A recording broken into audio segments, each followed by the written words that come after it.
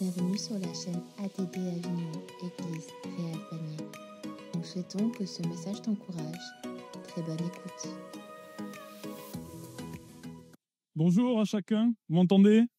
Ouais, fort et clair, ça va? Je suis ravi de vous retrouver, c'est la deuxième fois que j'ai la joie de venir et d'être invité dans votre belle église. Et vraiment, je suis vraiment content. Alors, on démarre une session de 3 week-ends avec une équipe pour équiper votre église de serviteurs et de servantes qui vont être en capacité de pouvoir prendre soin aussi avec l'équipe pastorale du troupeau et pouvoir prendre le soin, puis on va en parler un peu ce matin, d'encourager et d'exhorter. Vous savez, Dieu a donné à l'église un certain nombre de dons, ok, et il y a un donné un particulier, c'est le don de l'exhortation, ok. Et ce don de l'exhortation, je crois que quelque part depuis très longtemps, je l'ai reçu de la part de Dieu. Je l'ai reçu, j'avais 22 ans, et à 22 ans, j'étais dans l'église où mon papa était pasteur il y a quelques années de ça en arrière, et je reçois cette parole où quelqu'un vient me voir après le culte, elle attrape mon père, et puis une dame qui avait reçu quelque chose, une parole de la part de Dieu pour moi, et puis elle dit, t'es appelé à servir Dieu. Tu vas être appelé à servir Dieu, mais il faut que tu grandisses dans la crainte de l'Éternel. Ok? Oh. Ah, ok. Alors à ce moment-là, vous savez, je sortais d'une période où j'étais un peu agité. J'ai eu une période d'adolescence légèrement agitée. Ok? Ok, tellement agité qu'à 18 ans, je me suis retrouvé devant un tribunal. Bon. Donc voilà. Heureusement, j'ai pas eu de conséquences à cet arrêté-là, parce que j'ai vraiment senti la main de Dieu qui me disait, allez, on va s'arrêter là. Ça va être stop maintenant, ok. Et heureusement, il n'y a pas eu de conséquences parce que j'ai pu aussi, quelques années après, entrer en école d'éducateur. J'étais content d'entendre notre sœur qui est là et qui nous a parlé de ça sur Bordeaux, et de pouvoir aussi entrer dans ce cursus. Et ce même dimanche-là, quelqu'un d'autre est venu me voir en me disant, t'es appelé à servir Dieu, mais ce sera dans le cadre de ton travail. Ah bon? Tiens donc. Tu vois, donc ça te rejoint un peu, tu vois, on se retrouve un peu. Et puis alors moi j'ai avancé, j'ai commencé à travailler, j'ai fait mes études, etc. J'ai grandi aussi petit à petit dans la foi. Je connais Dieu depuis que je suis tout petit, mais le Dieu de mes parents n'était pas mon Dieu. Ah oui, et oui. Quand on est une famille du coup dans la foi et qu'on partage et qu'on transmet à nos enfants, il y a toujours une étape, à un moment donné, où il faut que du coup le Dieu des parents devienne leur Dieu à eux. Ok. Alors des moments, ça passe par des moments de crise. Ça passe par des moments, des chemins de traverse. Ok? Et ils ont besoin parfois de vivre malheureusement ces chemins de traverse pour pouvoir mieux s'apercevoir que sans Dieu, ça va être un peu plus compliqué qu'avec lui. Ça va? En tout cas, moi, j'ai dû faire cette expérience-là jusqu'à ce que je me rende compte que je pouvais pas trop faire sans lui. Et j'ai grandi, j'ai évolué, puis je me suis mis à travailler, puis j'ai bossé, puis dans ma tête, vous savez, il y a eu quelque chose qui s'est beaucoup bousculé pendant des années, c'était est-ce que je devais rentrer dans le ministère? Alors là, vaste dilemme me concernant. Ok, vous inquiétez pas, on va parler de la parole de Dieu. Je vais pas parler de moi pendant des heures. Juste pour introduire juste pour que vous puissiez un peu me connaître un peu plus. Et alors, vaste dilemme que de devoir rentrer dans le ministère, parce que pour moi, c'était faire comme mon père. Et faire comme mon père, c'était un peu compliqué. Ok, pourquoi? Vous allez me dire, oh, c'est merveilleux quand même de servir Dieu à temps plein, c'est un honneur, etc. Quand on est fils de pasteur, les amis, ou filles de pasteur, il y en a peut-être parmi nous. Alors d'abord, il y a deux choses. D'une part, j'ai appris que la vie de famille et la vie de l'église, elle est tout mélangée. Eh oui. Et puis bizarrement, quand on est enfant de pasteur, on est sous le spot des gens de l'église. On est dans le viseur, les gens nous regardent, et puis on regarde les gens, ok. Et puis on voit aussi ce qui se dit sur mon papa qui est là sur l'estrade, alors que pour moi, c'est mon père. Ok. Alors il y a des moments, c'est pas évident d'entendre certaines critiques, ok, quand on est enfant aussi. Et puis, j'ai appris que dans l'Église, c'est un lieu où il peut y avoir la bénédiction de Dieu et la transmission de la bénédiction de Dieu pour les familles, pour voilà, il se passe de belles choses, et où il y a la révélation de Jésus qui est possible dans les vies. Mais j'ai appris aussi que c'est un endroit où il peut y avoir des blessures. Eh oui, eh oui. On ne va pas être naïf non plus. Hein. Et j'aime beaucoup cette citation de Saint Augustin quand il dit l'Église n'est pas appelée à être un musée pour les saints, mais un hôpital pour les perdus.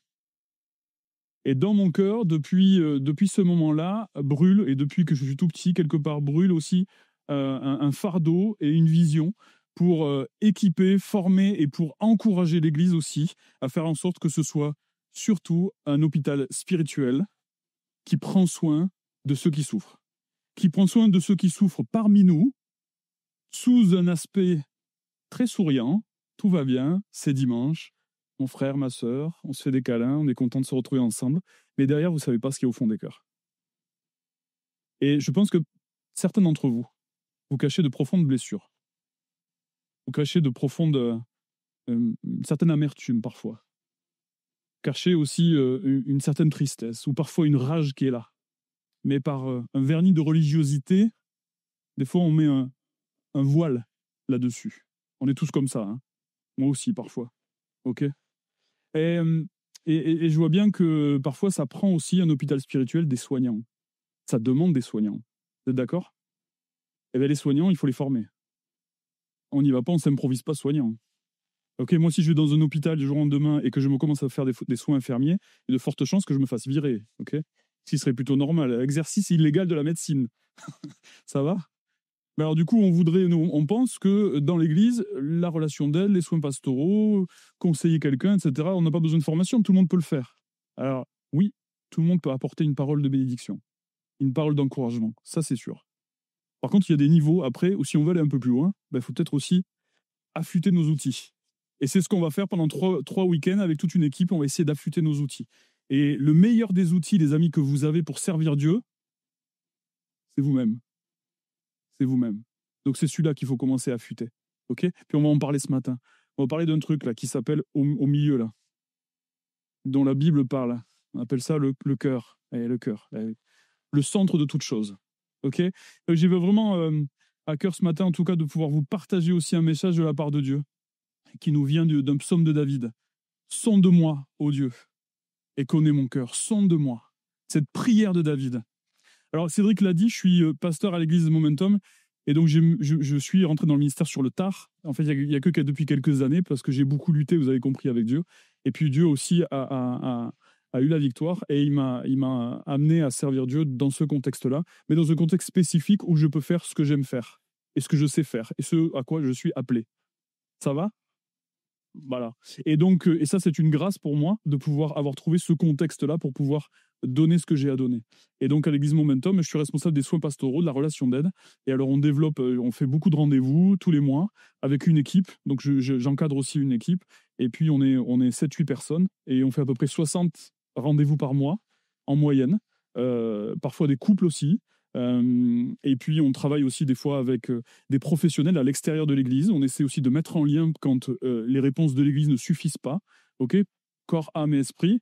Et des fois, il faut prendre soin du corps.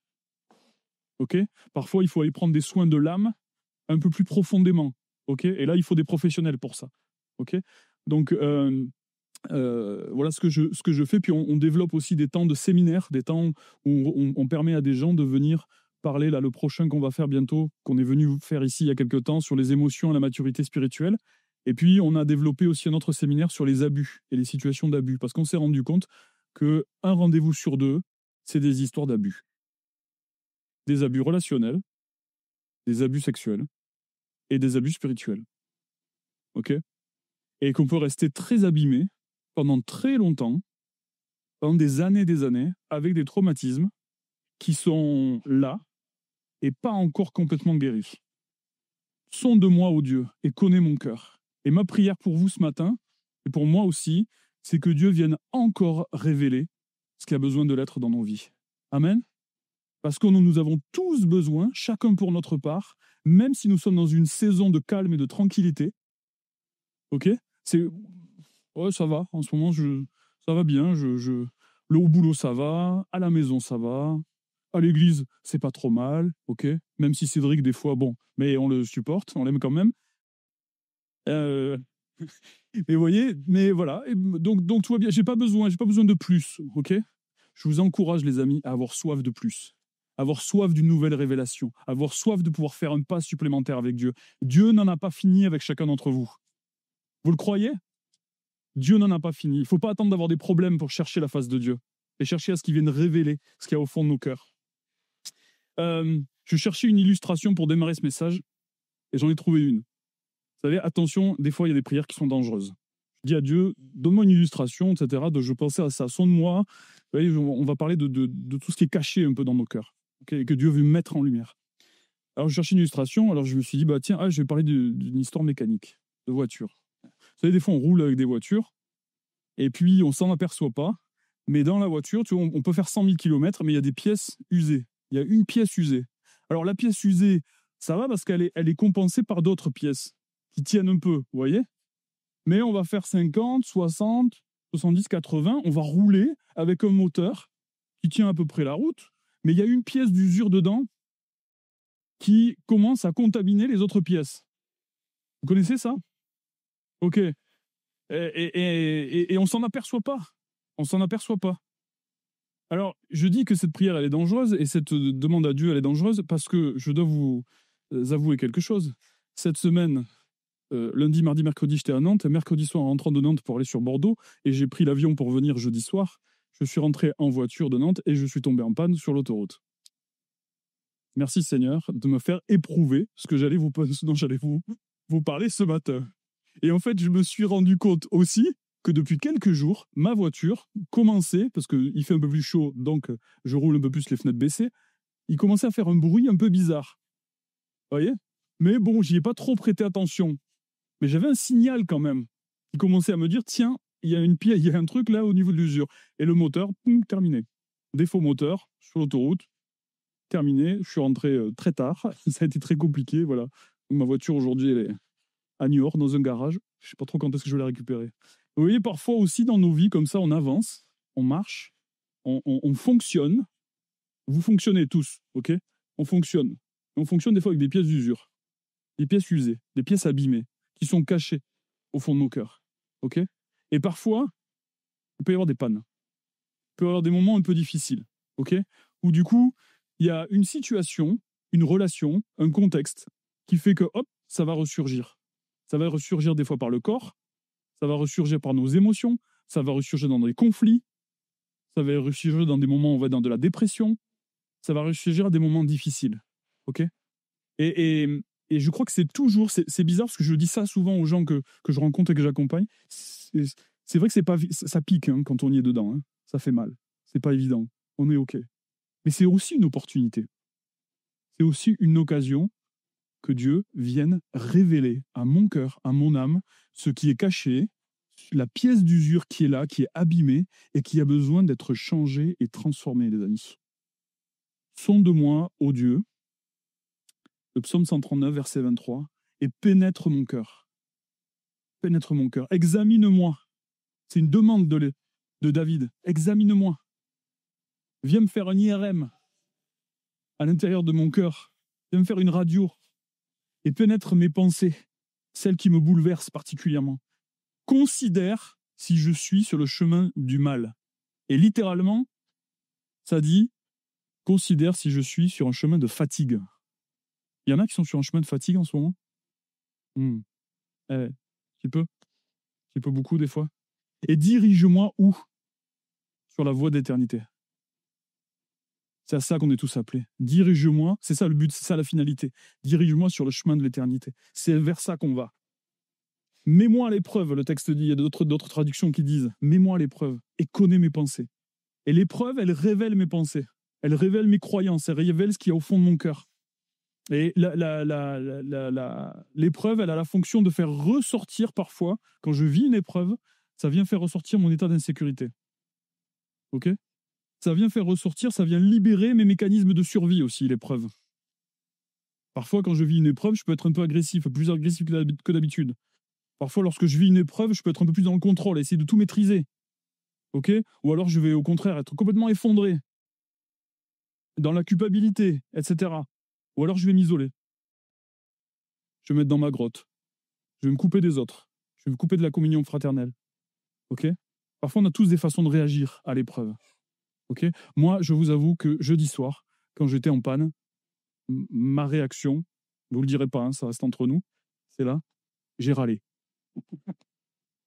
Je râlais. Je dis, mais Seigneur, mais c'est pas possible. J'étais là et je râlais. J'étais là sur le parking en train d'attendre le taxi jusqu'à minuit. Je peux vous dire que j'étais agacé, j'étais en colère. Et bon, après, ça m'a passé, mais je me suis dit, bah ouais, Seigneur, je veux parler de quelque chose aux gens, donc il faut aussi que j'éprouve aussi parfois. Et je crois que l'épreuve, c'est l'opportunité aussi de révéler le vrai moi qui sommeille lorsque tout va bien. Il y a deux auteurs, c'est des Américains, qui, en 1955, ils ont si vous voulez, modélisé une fenêtre qui parle de comment ça fonctionne pour chacun d'entre nous. Et ils ont identifié 4 zones. C'est la fenêtre de Johari. Je ne sais pas s'il y en a certains qui la connaissent. C'est assez connu. Donc, du coup, vous allez la voir là. Et en fait, ils expliquent, ces deux auteurs, si vous voulez, qu'on a tous une zone publique. C'est-à-dire qu'il y a quelque chose qu'on veut bien montrer aux autres. OK ? Cette zone publique, c'est celle où on accepte de montrer ce que l'on est réellement aux autres. OK ? Donc, on a tous, des fois, on joue un rôle. Hein. Moi, si vous me voyez là, sur l'estrade aujourd'hui, si vous me voyez à la maison, évidemment, je ne vais pas tout à fait être le même. OK ? Donc là, c'est la zone publique. C'est ce que je veux bien vous montrer de moi. Ça va ? Et on est tous un peu comme ça. Et puis, il y a une zone privée. Celle que je montre à la maison, celle que connaît ma femme, Karine, qui n'est pas là aujourd'hui. Elle viendra, j'espère, avec moi sur un des week-ends. Et puis que mes enfants aussi peuvent connaître. Mais ça, c'est la zone un peu privée. OK ? Et puis, il y a une autre zone. Il y a 2 autres zones un peu bizarres. Il y a la zone aveugle. C'est celle qui est en moi. OK ? Mais ce que les autres connaissent de moi, mais ce dont moi, j'ai pas connaissance. Ah oui, celle-là, elle est particulière. C'est-à-dire que des fois, mes réactions, mon attitude me trahit. OK ? Et les autres voient des choses en moi que moi, je vois pas. Ça vous arrive, ça ? Oui. OK. Je parlerai pas des couples ici, mais bon, on pourrait. On pourrait commencer à dire, bah, tiens, tout ce que je vois de l'autre, que... mais il faudrait demander à l'autre aussi qu'il dise ce qu'il voit de vous. Et puis, il y a la zone inconnue, celle que sur laquelle je n'ai pas accès à cette zone-là. Okay ? Et les autres n'ont pas accès non plus à cette zone-là. Okay ? Donc, on a tous, c'est par là, quelque part, ces 4 fenêtres-là, dans chacun d'entre nous. Ça va ? Vous me suivez ? Bon, OK. Il y a quelqu'un qui a dit que les informations sur nous dont on ne dispose pas dans notre tête, qu'on n'arrive pas, notamment la zone aveugle et la zone inconnue, elles interagissent avec les autres. C'est-à-dire que tout ce que je ne connais pas de moi, mes attitudes, tout ce qui est là à l'intérieur de moi, quelque part, ça va venir se révéler avec les autres. Parce que nous sommes des êtres de relation. C'est comme ça que Dieu l'a voulu. Vous êtes d'accord avec ça ? Hein ? C'est dans les relations que l'on vit nos plus grandes peines. C'est dans les relations que l'on vit nos plus grandes joies. Okay ? Ce que je dis souvent, c'est qu'on ne se sent jamais seul tout seul. On se sent seul d'une relation, de quelqu'un qui nous manque, etc. OK ? Donc, nous sommes des êtres de relation. Et c'est justement ce qu'on met au travail pendant ces 3 week-ends aussi. Et alors, on débat avec nous-mêmes aussi. Mais les amis, ce que je veux partager avec vous ce matin aussi, et vous encourager aussi, parce que ça concerne tout le monde ici, et pas qu'une élite dans l'Église, c'est que c'est pas tant le ministère qui va porter votre caractère, mais c'est votre caractère qui va porter votre service et votre ministère. OK ? À la place de ministère, vous pouvez mettre service. Hein. C'est pareil. Je le refais. C'est pas le ministère qui porte le caractère, c'est le caractère qui porte le ministère. Et moi, je vois des gens, parfois, qui se retrouvent en situation de leader, ils s'occupent d'un petit groupe de maison, ils s'occupent d'un groupe d'ados, ils sont à l'école du dimanche, etc. Et je vois des gens totalement insécurisés. Je ne rencontre pas les mêmes personnes, je les découvre totalement différemment. Je vois des gens, des fois, qui ont besoin de tout contrôler, tout maîtriser. Alors le problème, c'est quand ils veulent tout contrôler, tout maîtriser, qu'est-ce qui se passe en face ? Ben, les autres, ils ont l'impression qu'on ne leur fait pas confiance. Donc ça crée des conflits, des tensions. OK ? Puis je vois des gens aussi qui ne savent pas, alors il y en a beaucoup dans nos églises, des gens qui ne savent pas dire quand ils ne sont pas d'accord. Il ne faudrait pas blesser les autres. Eh oui, mais les amis, il n'y a pas de changement sans crise. OK ? Jésus, comment il s'y est pris avec ses disciples ? Il a dit les choses, il a confronté, okay ? Sans attaquer les gens. Mais il a dit aussi ce que lui pouvait ressentir et voir. OK ? Ou des fois, on voudrait pas blesser. Et par moments, notre propre, ce que nous sommes là, ces fenêtres un peu aveugles en nous, quelque part, viennent nous trahir par moments dans certaines situations. Et aussi dans la famille, dans nos contextes de travail, etc., etc. Alors, vous allez me dire, mais à quoi ça sert, Sam, de se laisser sonder, de se laisser connaître par Dieu ? Ça sert à quoi au final ? Pourquoi faire ? Où est-ce que tu veux en venir ? On y vient. Premier point que je voudrais partager avec vous ce matin. Les amis, il n'y a pas de transformation sans révélation. C'est pas possible, ça n'existe pas. Je ne peux pas être transformé par Dieu, modelé à son image, sans qu'il y ait pu y avoir d'abord une révélation dans mon cœur, dans mon âme. Ok ? Et ce terme, si je reprends le verset, sonde-moi, ô Dieu, shakar en hébreu, c'est faire des recherches, explorer, examiner complètement, être examiné. Sonde-moi, c'est être examiné, c'est demander à Dieu de venir m'examiner. Vous êtes prêts à faire cette prière-là ? Dites à votre voisin, là, t'es pas prêt. Je pense que t'es pas prêt. Dites à votre voisin, là, je suis pas sûr que tu sois vraiment prêt, là. T'es sûr, t'es prêt, dites-lui, là. T'es sûr ? C'est des prières dangereuses, hein. Parce qu'on ne sait pas ce qu'on va découvrir, hein. Ce que Dieu va nous révéler. Être complètement examiné. Et il ne peut pas y avoir de révélation si je ne me mets pas en recherche et en quête de celle-ci. Si je ne me mets pas activement à rechercher cette révélation. Si je ne cherche pas, je ne trouverai pas. Ça va, vous l'avez demandé et l'on vous donnera. Cherchez et vous trouverez. Frappez et l'on vous ouvrira. Vous êtes d'accord que ça prend une démarche active, hein. On n'est pas sur son canapé en train d'attendre que ça tombe tout cuit. Ça va, ça ? Ok ? Et car quiconque demande reçoit, et celui qui cherche trouve, et on ouvre à celui qui frappe. Ok ? Parfois, dans nos vies chrétiennes, on est là, assis, en train d'attendre que les choses viennent, sans forcément se mettre en route, en mettre en marche. Et puis on a par moment aussi cette pensée magique, qui est celle de l'enfance. Ouais, j'ai prié, c'est bon, j'ai mis une pièce dans le jukebox, j'ai tiré, puis maintenant j'attends.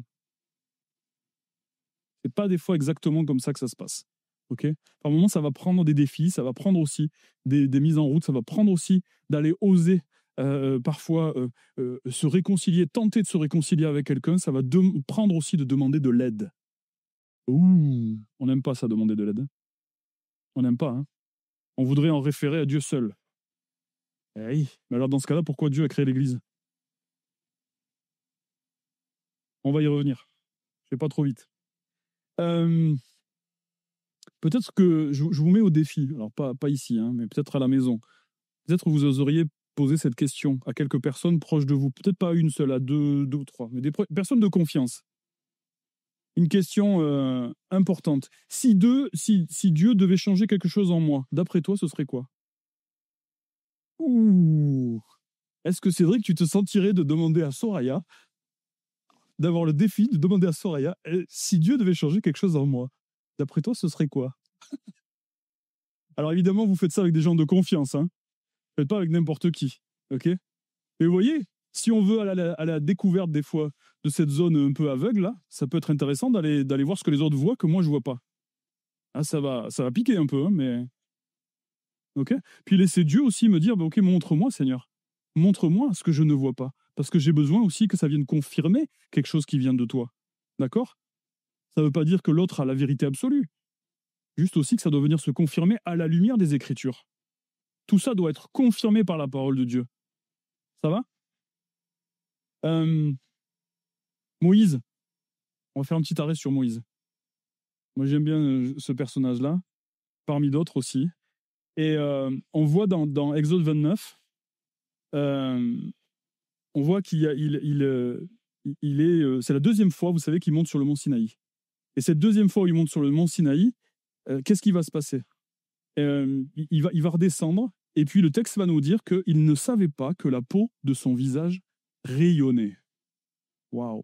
Il a eu un temps de rencontre avec l'Éternel, un temps dans sa présence, un temps de connexion, de cœur à cœur avec lui. Il est redescendu, son visage émettait des rayons, il avait un éblouissement qui faisait qu'à un moment donné, hop, il a été obligé de mettre un voile. Ok ? Parce qu'il a été mis en face de la beauté, de la pureté, de la sainteté de l'Éternel. Et il redescend, et qu'est-ce qui se passe ? Lui-même, son visage rayonne de ça. Il a eu la révélation de Dieu, et cette révélation produit quelque chose, non seulement sur son visage, mais pas que, les amis. Qu'est-ce qui va se passer ensuite ? Il va redescendre, et il va donner les 10 commandements directement, à haute voix, devant tout le peuple. Vous vous rappelez au chapitre 4 de l'Exode, qu'est-ce qui se dit ? Vous vous rappelez ? Où l'Éternel demande à Moïse d'aller parler au peuple, et du coup, de sortir du pays d'Égypte. Il va dire quoi ? Moi, je peux pas, Seigneur, j'ai la bouche embarrassée. Je suis pas légitime. OK? Syndrome de l'imposteur. Je suis pas légitime. Et là, après ce temps de rencontre, où il est revêtu de la puissance de l'Éternel, il n'a plus besoin d'Aaron, il y va directement. Ça va, les amis? La révélation de Dieu produit la transformation. Le Moïse bègue est un Moïse qui est en capacité de pouvoir nommer la loi de l'Éternel devant tout le peuple. Et il est transformé, il est changé. Okay? Et ses limitations, ses incapacités sont transformées par l'Éternel en nouvelles capacités. C'est pas beau ça, ce que fait l'Éternel aussi dans nos vies? Amen. Et je crois vraiment, les amis, que quand Dieu vient révéler tout ce qui est dans les ténèbres, dans nos cœurs, qui est là au plus profond, et quand ça vient à la lumière, et ça peut être mis sous le sceau et la lumière de l'Éternel, ça peut être guéri. Et c'est là où ça peut prendre une nouvelle réalité. Amen. Pour sa gloire à lui. Alors les amis, la révélation de Dieu transforme. La révélation de Dieu transforme. Et j'aime quand Moïse, il est vraiment quand David, dans ce psaume, il est dans ce besoin inassouvi de compréhension, d'évolution et donc de transformation. Et puis il y a Paul qui va en reparler de cette histoire-là, dans 2 Corinthiens 3,15 de Moïse. Là. Paul va en reparler. Et il va dire, jusqu'à ce jour, quand on lit Moïse, le voile est jeté sur leur cœur, mais lorsque les cœurs se convertissent au Seigneur, le voile est ôté. OK? Or, le Seigneur, c'est l'Esprit, et là où est l'Esprit du Seigneur, là est la liberté. La liberté. Et nous tous, le visage découvert, OK? Quand le visage est découvert, quand il y a des choses qui ont été révélées, eh bien, nous contemplons comme dans un miroir la gloire du Seigneur. Et nous sommes quoi? Transformés en la même image, en son image à lui. Et comment? De gloire en gloire. C'est-à-dire que ça ne se fait pas en une fois. On pense que la conversion, le baptême du Saint-Esprit, ça y est, c'est fait, c'est plié. Il y a un monsieur de 70 ans que j'ai accompagné, j'en ai parlé avec l'équipe hier, il vient me voir, 40 ans de conversion, il a servi dans plein d'églises, il a fait plein de choses, un monsieur vraiment impressionnant et très chouette. Mais il arrive sur la dernière saison de sa vie, et il est toujours en colère. Et il est tellement en colère que ça a des répercussions sur son couple, à tel point que sa femme commence à ne plus en pouvoir. Et elle lui dit, il y a un service de relation d'aide à l'église, vas-y. Okay, donc, c'est sa femme qui me l'a envoyé, je crois. Okay. Et je peux comprendre, parce que quand il nous raconte un peu les récits de comment il réagit, même encore à 70 ans, malgré tout son cheminement de foi, il y a quelque chose qui n'avait pas été mis en lumière depuis des années et des années. Et petit à petit, tranquillement, je l'ai aidé à pouvoir, et avec l'aide surtout du Saint-Esprit. Vous savez, moi, je travaille à poser des questions, à amener les gens à ce qu'il y ait des choses dans le cœur qui soient révélées, mais c'est Dieu qui fait le boulot. Hein. C'est le Saint-Esprit qui est là. Hein. C'est pas moi. C'est pas moi qui guéris. C'est pas les hommes qui guérissent. C'est lui. Okay, mais parfois, ça prend des personnes sur la route pour aider à faire émerger ce qui a besoin de l'être. Et il avait cette colère qui était liée au fait qu'il a été abandonné par ses parents quand il était petit. Et qu'il a revu ses parents à l'âge de 7 ans, juste pour venir signer un document pour la CAF pour qu'ils puissent percevoir les allocations familiales. Et après, ils ont redisparu. Et puis, quelques années après, à l'âge de 10 ans, il est abusé sexuellement par un prêtre. Et quand il part de chez ses grands-parents, par qui il était élevé, il a un parcours dans la rue. Et il est très violent. Il se bagarre beaucoup, tellement il est en colère. Et puis, il rencontre sa femme, et sa femme est une femme de foi, et elle lui parle de Dieu. Et il se tourne résolument vers Dieu. Mais il y avait quelque chose qui n'était pas encore complètement transformé. Alors on a pris le temps de l'aider à exprimer tout ce qui avait besoin de l'être, à écrire, à nommer à haute voix la raison et les raisons légitimes de sa colère, et à laisser le baume du Saint-Esprit venir amener un baume de justice. Et la justice de Jésus dans la vie produit quoi? La paix. C'est le fruit de la justice de Dieu dans nos vies. Et sa femme, quelques temps après, elle est venue me voir, elle me met un coup de coude, comme ça, à la fin d'un culte, elle me dit « Oh, merci hein. !» Et ses filles sont venues me voir et m'ont dit « Mais il est vachement plus apaisé. » Ah, mais merci Seigneur, parce qu'il y a eu quelque chose qui a pu être révélé, 70 ans, 40 ans de conversion. Ne perdez plus de temps, les amis. Ne perdez plus de temps. Vous sentez quelque chose là, qui est cette pièce d'usure là, qui est là, cachée. Et les autres en seront bénis autour de vous aussi. C'est pas que pour vous, c'est aussi pour les autres autour de vous. Deuxième point, les amis, il n'y a pas de liberté sans délivrance. Sonde moi ou deux et pénètre mon cœur. Ce cœur, on en a parlé tout à l'heure, l'ébab en hébreu. Le cœur, c'est la définition du cœur dans la Bible, c'est l'âme, c'est la volonté, c'est l'être intérieur, c'est le milieu des choses. Et ce qui doit avant tout, et ce qui vraiment je voudrais que vous reteniez ce matin, ce qui doit véritablement être transformé, c'est le cœur. C'est ça qui doit être transformé en premier lieu. C'est pas mon intelligence, c'est pas ma connaissance biblique. C'est pas parce que je vais maîtriser l'intégralité de la parole de Dieu et avoir mémorisé tous les versets que je vais arriver à les appliquer. Je me suis aperçu d'une chose, c'est que la connaissance n'amène pas le changement. Vous êtes aperçu de ça aussi? Bah oui. C'est pas parce que je sais que c'est pas bon de fumer que forcément je vais y arriver. C'est pas parce que je sais que c'est pas bon les conflits que forcément je vais arriver à ne pas y entrer dedans. Ok? Et c'est la révélation et c'est la libération aussi qui va amener aussi plus de liberté au niveau du cœur. Donc dans le centre de nos vies, dans le cœur, il y a le niveau émotionnel, il y a la volonté, la pensée, la réflexion, les croyances, les blessures, mais il y a aussi l'intelligence. Il y a un passage de 2 Pierre 2,19 qui nous dit « Ils, c'est-à-dire les faux prophètes, ils leur promettent la liberté quand ils sont eux-mêmes esclaves de la corruption. Mais chacun est esclave de ce qui a triomphé de lui. » Et parfois, nous sommes esclaves encore aujourd'hui de tout ce qui va triompher de nous. Okay? Moi, je crois que le premier des faux prophètes dans nos vies, c'est notre cœur. En tout cas, un cœur fatigué, un cœur abîmé, un cœur parfois rempli de mensonges. Quelques mensonges. J'ai pas les capacités. Je suis coincé dans ma vie.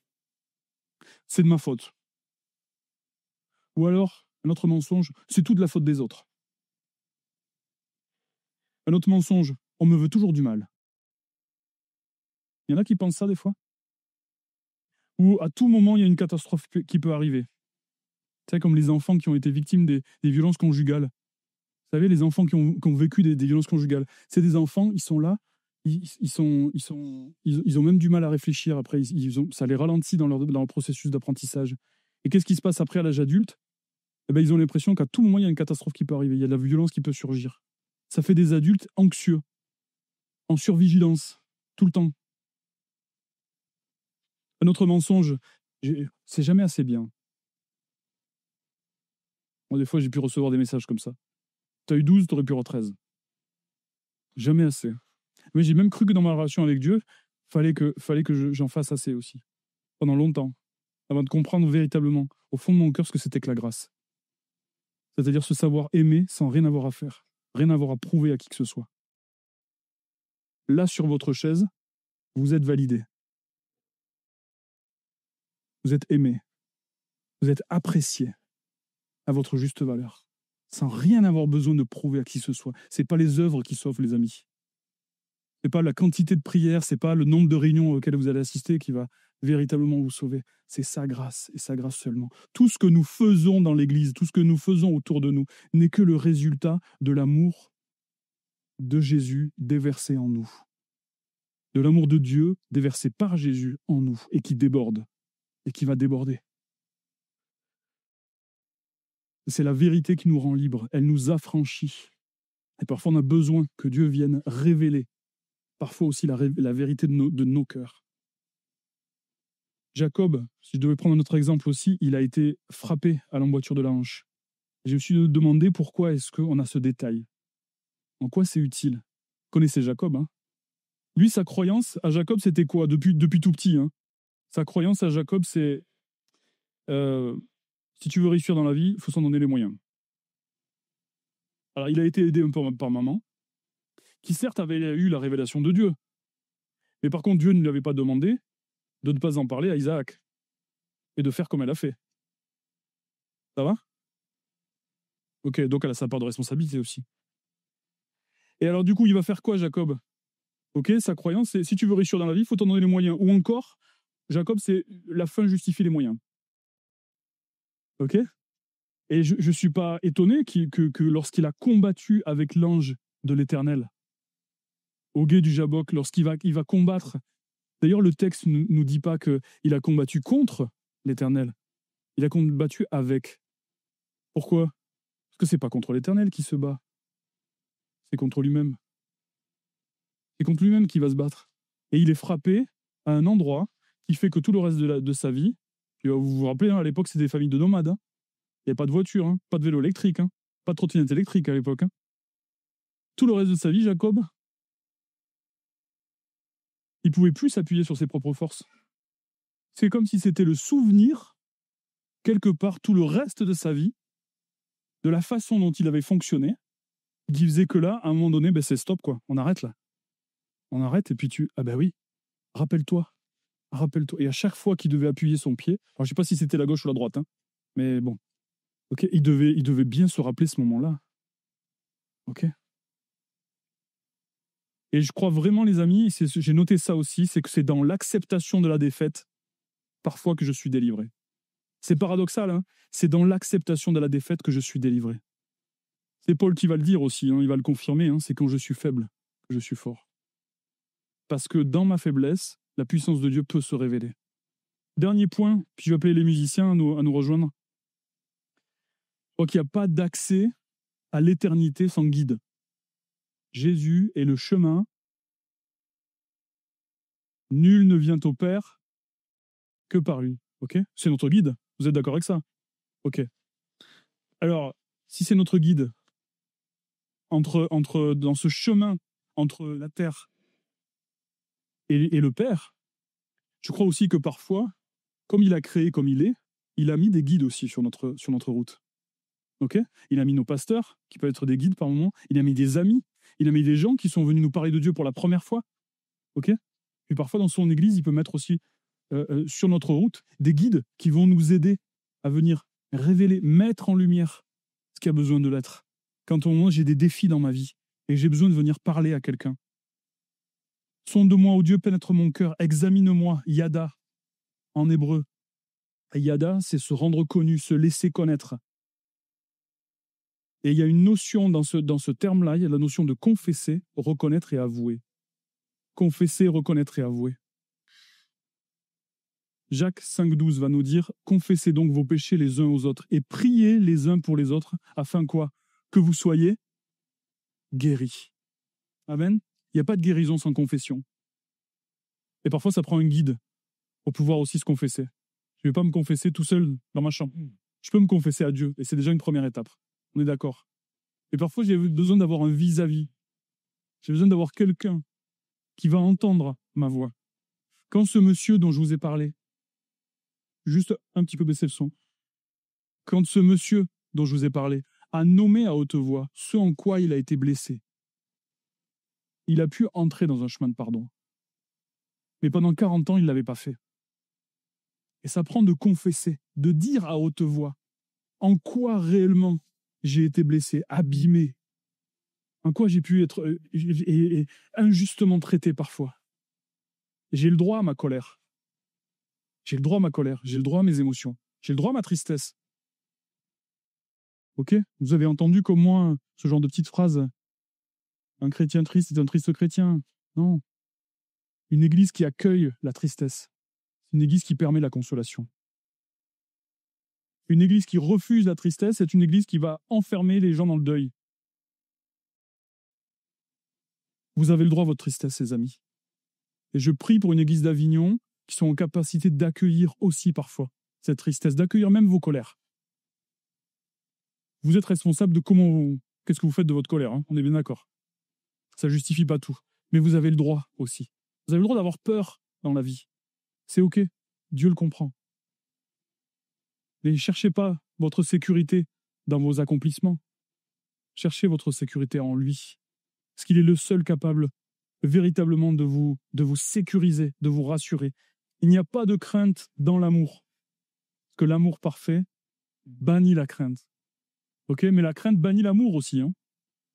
L'inverse est vrai. Et alors on a besoin de se laisser examiner, de se laisser explorer, révéler. Seigneur, révèle-moi ce qui est caché.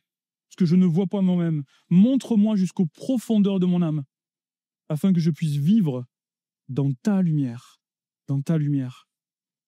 C'est comme si quelque part, il fallait que je repasse par la révélation de Dieu pour devenir une meilleure version de moi-même. Quelque part. Et je crois que les amis, quel que soit votre âge, quelle que soit votre ancienneté dans la vie avec Dieu, il n'est jamais trop tard ni trop tôt. Jamais. Je vais abréger, je ne vais pas tout vous raconter. Je voulais juste revenir sur cette question d'exhortation. Et juste, vous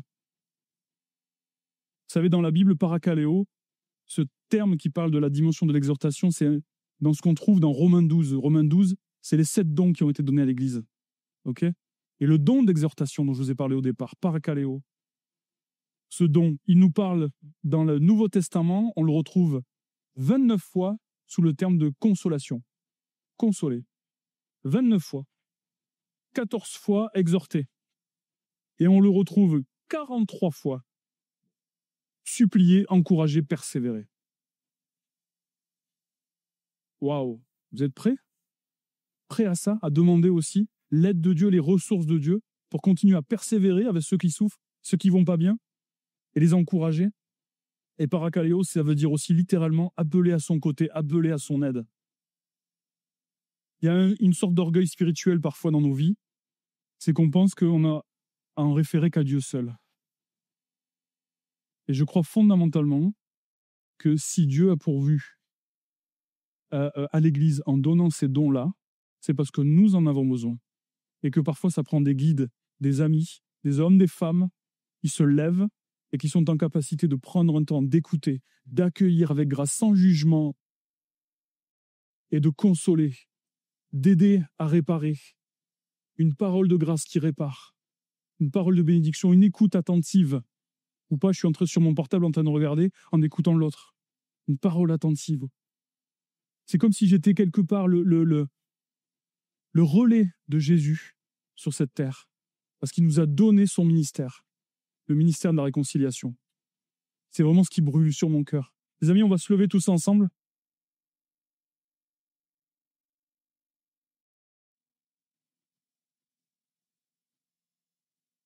Et puis on va chanter ce chant tous ensemble. Sonde-moi, ô Dieu. Sonde-moi, ô Dieu. Viens Seigneur, me sonder. Viens examiner mon cœur. Et c'est une démarche volontaire, les amis. Viens me révéler ce qui a besoin de l'aide dans ma vie. Viens mettre en lumière tout ce qui est caché et qui m'empêche d'avancer de façon libre. Et viens m'aider à entrer dans un chemin de délivrance. Un chemin de transformation. Où je vais être une nouvelle personne, un peu plus à ta ressemblance, Jésus. Un peu plus à l'image de la stature parfaite de maturité qu'est Jésus. J'ai sur mon cœur, les amis, que plusieurs d'entre vous, ce matin, ont vraiment besoin de consolation. La consolation, on en a besoin quand on a perdu quelque chose ou qu'on a perdu quelqu'un. Et je crois que pour plusieurs d'entre vous, vous avez besoin de laisser le Seigneur vous consoler parce que vous luttez avec le refus de relâcher, de laisser partir la personne qui est partie ou ce projet que vous avez perdu. C'est comme si vous auriez l'impression de le trahir ou de la trahir. Mais Dieu veut vous dire qu'il veut s'occuper de votre cœur et il vous apporter la consolation. Une consolation qui n'est suivie d'aucun chagrin. Mais ça prend de se mettre en route et de relâcher véritablement tous les regrets, tous les pourquoi, tous les si j'avais su, toutes les colères aussi, ce que vous pourriez avoir liées à cette perte, et les remettre au pied de la croix. Jésus est venu et il a pris à la croix nos péchés, et il a pris aussi à la croix ce que nous avons subi et ce que nous avons vécu. C'est dans ces meurtrissures que nous avons la guérison. Mais il va falloir aller remettre dans ces meurtrissures tout ce que vous retenez encore captif dans vos cœurs et qui vous empêche d'être totalement consolés. On va faire cette prière tous ensemble. Si vous voulez bien répéter avec moi ce matin, puis on va terminer là-dessus. Seigneur, viens me révéler ce qui a besoin de l'être. Tous ensemble, avec un peu plus d'énergie. Seigneur, viens me révéler ce qui a besoin de l'être. J'ai besoin, Seigneur, que tu viennes examiner mon cœur. J'ai besoin que tu viennes me montrer, Seigneur, tous les cailloux qu'il y a dans mon cœur. J'ai besoin de ta consolation. J'ai besoin de ta justice. J'ai besoin, Seigneur, de ta paix. J'ai besoin de ta liberté. Seigneur, et merci parce que tu es là. Tu m'accompagnes. Merci parce que tu vas mettre sur mon chemin des personnes qui vont m'aider dans ce besoin. Des personnes qui sauront m'écouter. Et des personnes qui sauront te laisser aussi me guérir. Seigneur, aide-moi. Viens me secourir dans mes blessures, dans mes regrets, dans mes traumas. Et viens, Seigneur, faire la lumière en moi. Amen et amen, amen. On applaudit le Seigneur tous ensemble, les amis. Pour sa révélation et sa transformation. Amen, amen. Amen. Merci d'avoir écouté ce message. Si tu apprécies ce podcast, alors abonne-toi et partage-le à ton entourage. Que Dieu te bénisse et à très bientôt.